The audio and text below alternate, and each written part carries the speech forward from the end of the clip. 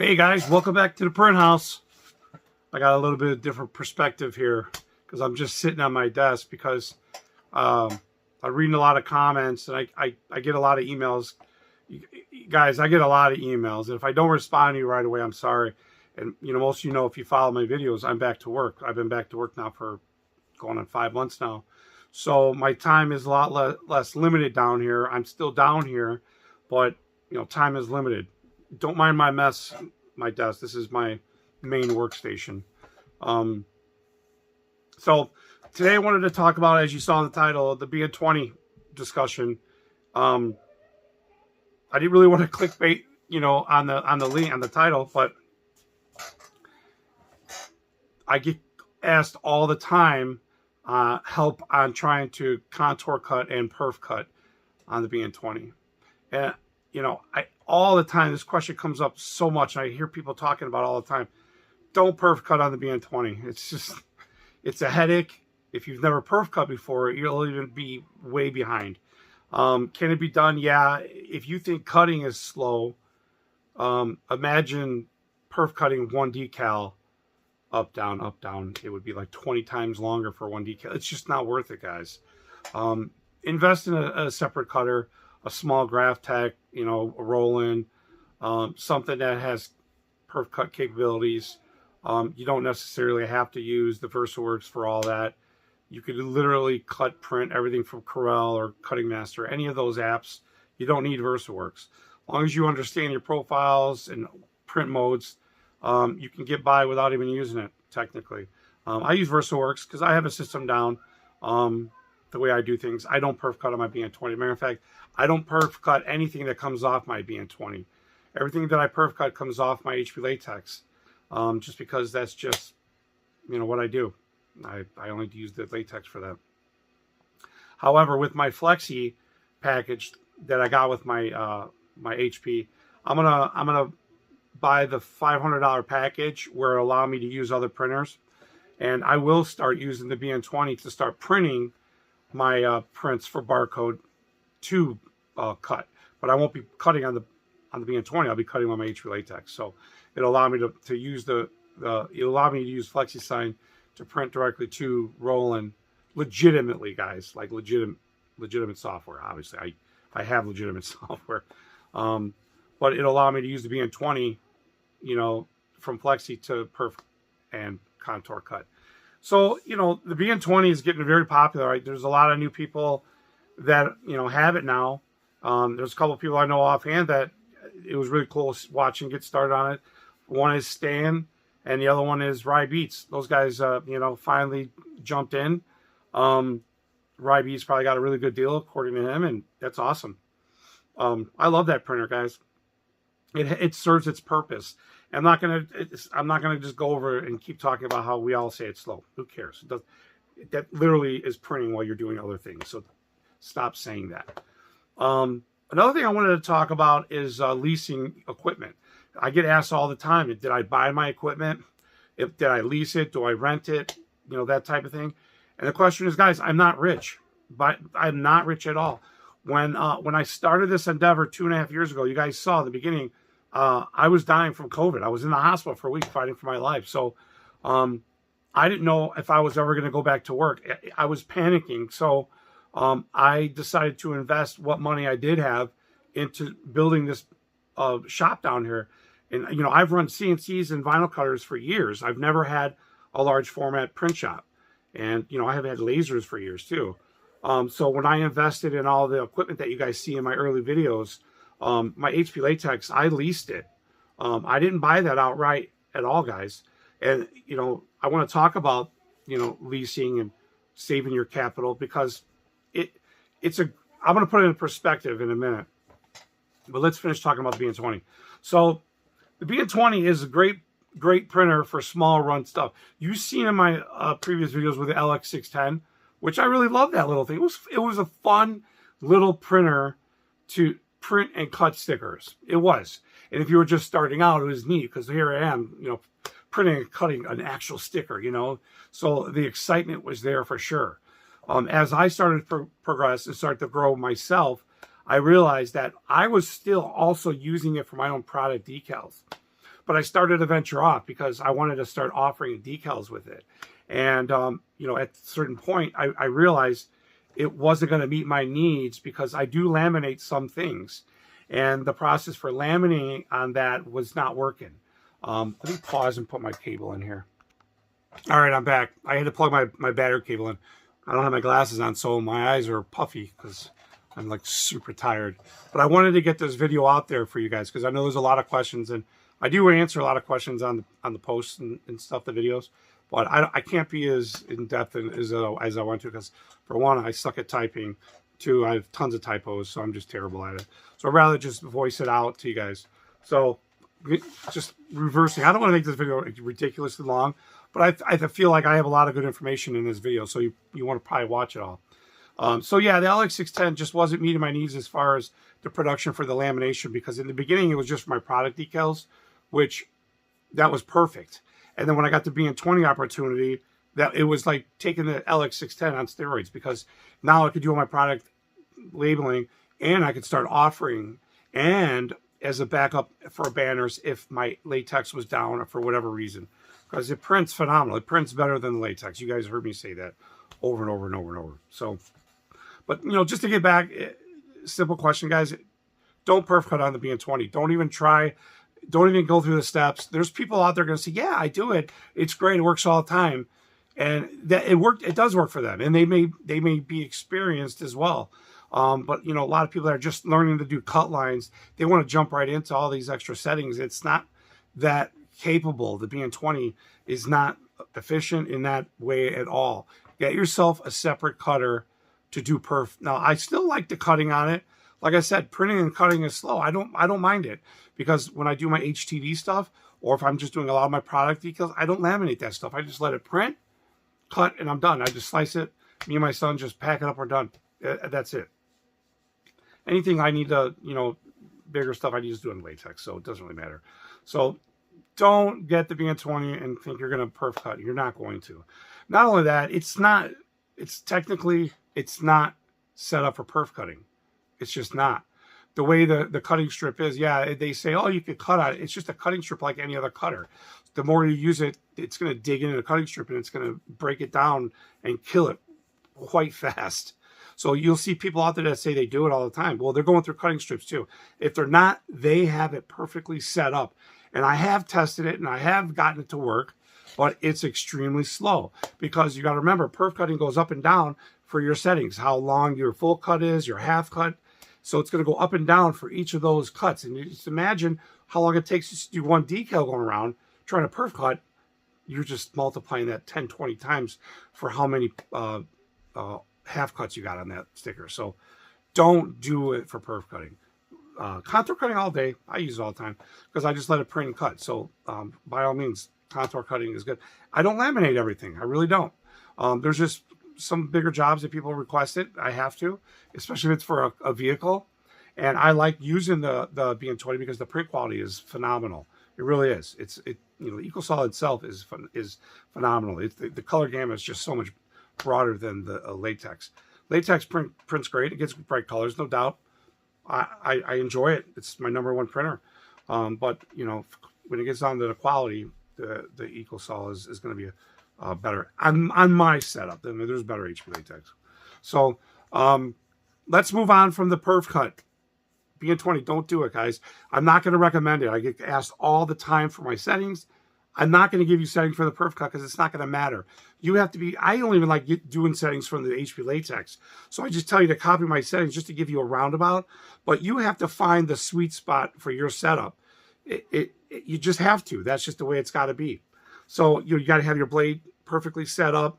You got to try different settings, levels. You have to go through the stages. So I have 2 different medias I use. I have 2 different settings. And I go back and forth, and it's clockwork.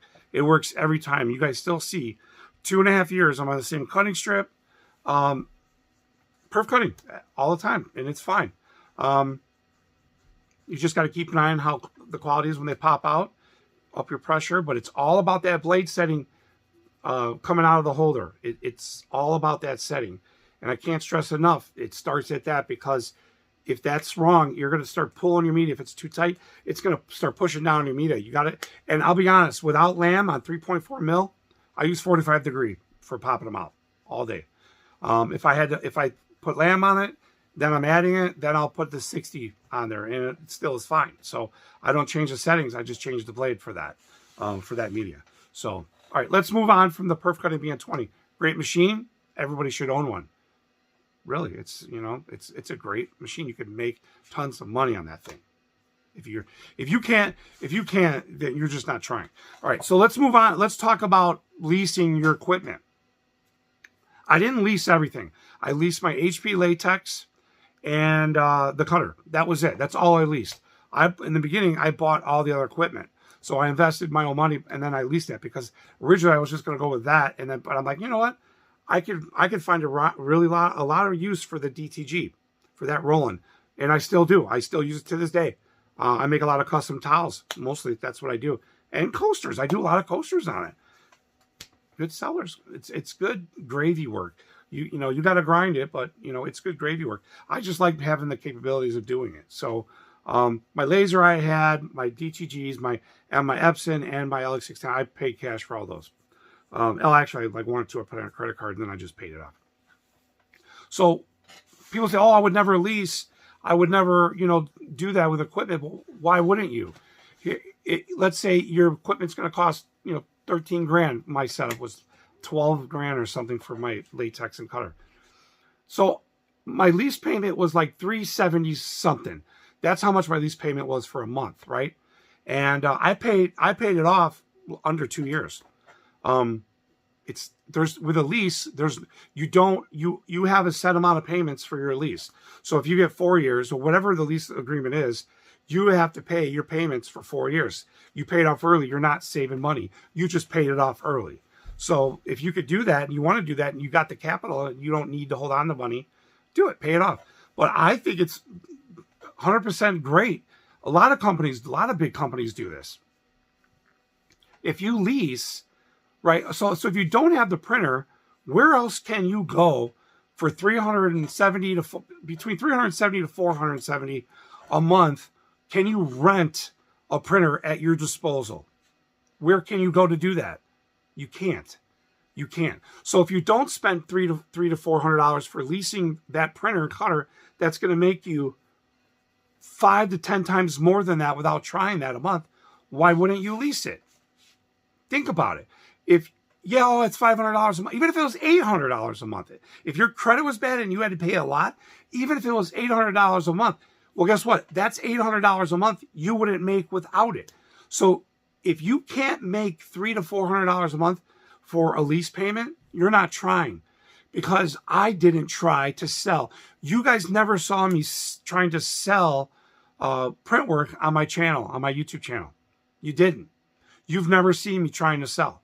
When I post these videos and people see what I can do, they contacted me. I've made a lot of friendships and customers through my channels. I mean, this is not the only channel I have, but I gained a lot of work. And in the beginning, my lease payment was paid for.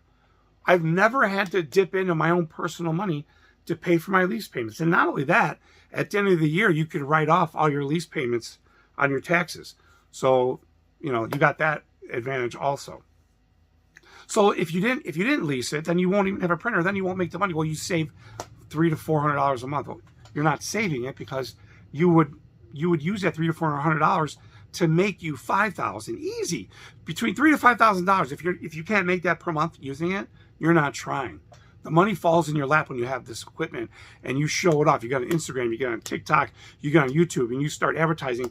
There's many of us in the network that are doing what I'm doing, but are making a lot more money because they're putting themselves out there. Come up with a payment, a pricing guideline for yourself. Something in my eye, guys. Sorry, I'll keep dipping like this. So yeah, leasing is perfectly fine. What is wrong with that? And not only that, most of the leases, if not all, are lease to own. So you just pay a few extra payments and it's yours or whatever. Oh, I had to take a drink. And I just realized my eyes bother me. The light's directly, I have a 6,000 lumens light in the basement shining at me. So anyways, I don't want to keep going over and over about it, but so put in perspective, if you were able to rent some company that'll let you have their printer use and cutter anytime you want for the whole month for $400 or $500, that'll never happen.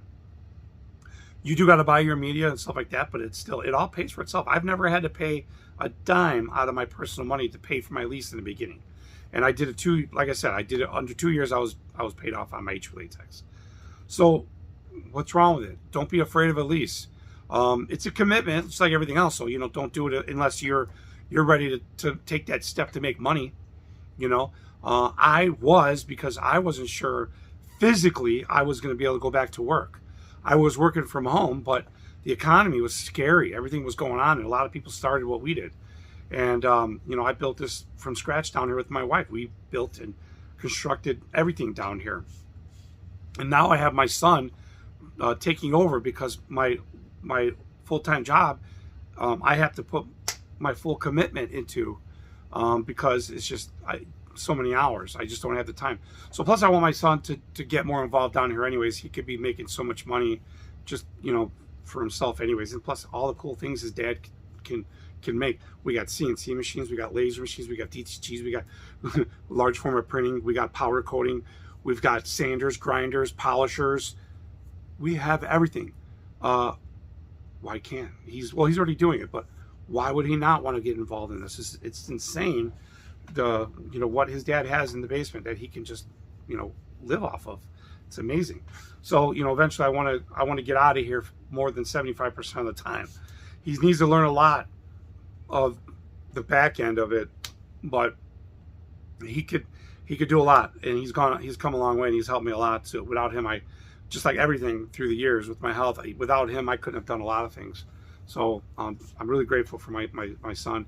He's 18 now, so you know he makes his own decisions. He still lives under my roof, but he's a responsible A student kid, and you know I want so many good things to happen for him, as I do with all my kids. But you know he's my oldest, and we're moving down. So guys, so that's kind of like what I wanted to talk about in this video. BN20, after I've had it over a year, I think a year and a half now. It's a great machine. My machine was built in 2015, so it's 8 years old. It's a workhorse. As long as you keep up with your weekly maintenance, which that's another thing I wanted to kind of touch on. Maintenance is very simple. It'll take you 5 minutes if you just do it without gap. You got like 30 minutes to finish. Just do your maintenance every week. Wipe down your print station. Don't wipe fluid on the head, because if you do, then you'll end up doing too many flushes. Another thing is I'll talk really quick about, but I'm going to do a demonstration video later. If you just print and then one day you come down, all of a sudden your prints are washed out, the first sign of that is your cap top station not draining to your maintenance box. It could be either your cap top station is bad. The tubes usually dry up, and especially if you use bad ink, not the original. It dries up in the line. It doesn't allow it to drain to the maintenance box. Or your maintenance box is just full. You could stuff a roll of toilet paper in there, a trick. That's all you do. All you're doing is just keeping it from sloshing around and just soaking it up, because it doesn't dry in there. So if you're all of a sudden you get washed out, check your maintenance box, check your cap top. When you do a cleaning, and if you squirt in your cap top and you notice it doesn't drain in your cap station that easy, you might have an issue with your box being full, or your lines are clogged a little bit on your capping station for your cap top. So, because when you change that, you change the lines and the cap top. I haven't even done mine yet. I've had it for a year and a half. They say do it every 6 months. I haven't done it. I love that machine. It's been a workhorse. So those are the 2 tips to follow on your BN20. I'm not new to digital printing and large format, because I've been around it at my sign company for years, but I'm just new to having my own at home, which is not much different when you work around them 8 hours a day every day. I work around them 8 hours plus at home, but I do it. So anyways, I digress. I just wanted to touch base on those few things, and I hope everybody's doing well. My kids are on spring break this week, so it's a little bit busier. I'm trying to be home a little bit more during spring break. Other than that, I don't film a lot of work. I feel like there's just too many of these channels that just film their daily, work. I don't like showing off, of course, I can't show a lot of the things I do. But I do, I cater to RC industry mostly, and we do shirts and stuff like that. So, I've been doing a lot of laser stuff lately. So, but I want to try to keep it real and keep it transparent for you guys. All my links, I use all the equipment in my links. I don't have much equipment in my links that I don't use. Really, you're supposed to only use associate links for stuff you have or use or whatever. So, but other than that, guys, if you want to see like daily filming videos of what I do, my process, I'll film it. But really, I just feel like it's just saturated on YouTube with all these channels that just show so many different things. There's just a lot of like-minded people, which is great.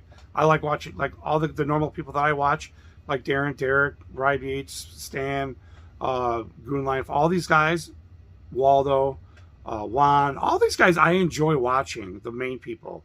And I usually have their videos playing on my TVs, or at work, just let the videos play while I'm working, because it helps support them. And I know they would do it for me too. And, I've gotten a lot of help from those people, and hopefully I've offered and, became useful to them. So, but there's a lot of good channels out here. Support us all. If you can't, do some work, offer to, send them to one of the people Keep that work in your network of friends, because, they'll return the favor to you. So, but anyways, I digress. So I'm going to end the video. I hope you guys enjoyed and appreciate my peace of mind. And then on the last note, don't perf cut on the BN20. Just don't do it. It's painful. It really is. So, all right, guys. Thanks for liking, subscribing. Hit that notification bell if you haven't, and I'll see you in the next one. Bye.